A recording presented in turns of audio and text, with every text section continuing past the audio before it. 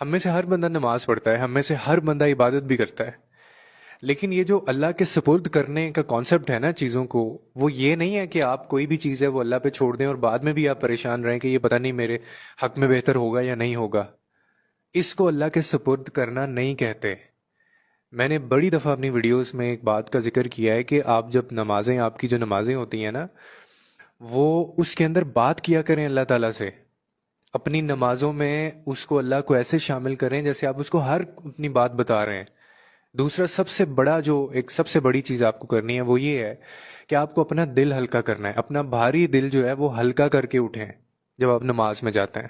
ہم میں سے کتنے ایسے لوگ ہیں جو کرتے ہیں؟ ہم میں سے کتنے ایسے لوگ ہیں جو سب سے امپورٹنٹ پارٹ جو کانسیپٹ ہے نا نماز کا، وہ یہ ہے کہ آپ نے جب پڑھ لی اور اس کے بعد جب آپ نے دعا کرنی ہے، جب اللہ سے باتیں کرنی ہیں آپ نے، لیکن ہم اس کے بعد آدھے سے زیادہ لوگ تو ویسے ہی اٹھ جاتے ہیں، جائے نماز لپیٹتے ہیں اور واپس، اور آدھے سے زیادہ اس میں دعا مانگ کے تب اٹھ جاتے ہیں۔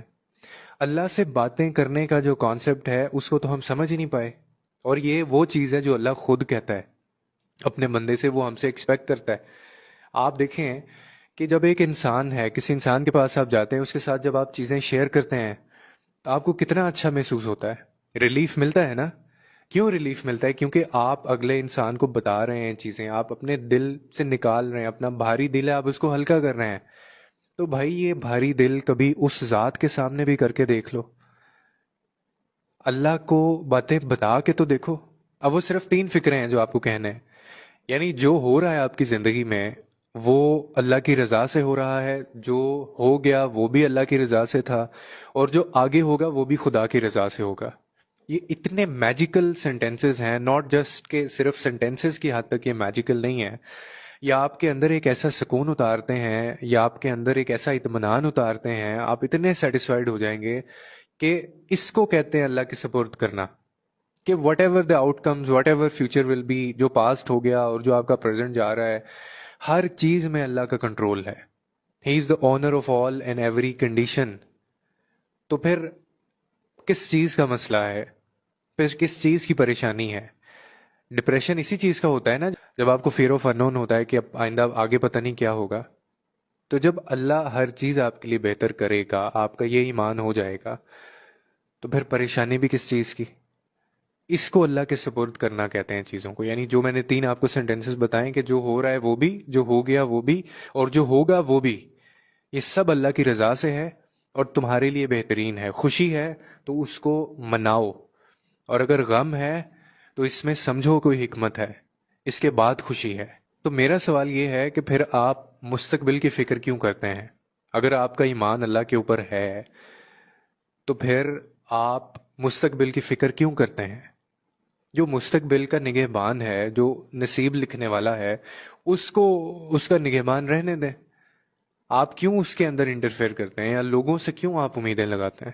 اور میں 100% یہ بات آپ اس سے شاید اگری کریں گے، میں نے آج تک ایسا بندہ کبھی ڈپریشن میں جاتا نہیں دیکھا، میں نے آج تک ایسا بندہ کبھی پریشان نہیں دیکھا جو اس کے فیصلوں کے اوپر جس نے سر جھکایا ہو اور وہ اپنا سر نیچے کر کے چلتا جا رہا ہے، کیونکہ اس کو پتا ہے میرا نصیب لکھنے والا کون ہے، وہ بہتر نگہبان ہے، اس کے اوپر چھوڑی ہوئی ہیں چیزیں، سپرد کی ہوئی ہیں معاملات اپنے اس کے اوپر، اور وہ چلتا جا رہا ہے، خدا کی رضا میں راضی ہو کے چلتا جا رہا ہے۔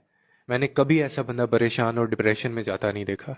ہمیشہ وہی بندہ آپ کو بے چین نظر آئے گا، ہمیشہ وہی بندہ تڑپتا ہوا نظر آئے گا، رسوا بھی وہی ہوگا جو اللہ کی رضا میں راضی نہیں ہوتا، نہ اپنے معاملات اس کے سپرد کرتا، کہتا ضرور ہے، ایمان بھی رکھتا ہوگا کہ مجھے یقین ہے اللہ کے فیصلوں پہ اور اس کی رضا میں راضی ہوں، لیکن اس کی لائف کے اندر جو آپ کو اس کے کردار سے، اس کی ایکشن سے یہ چیز سمجھ نہیں آ رہی ہوگی، عجیب بے چینی کا شکار ہوگا۔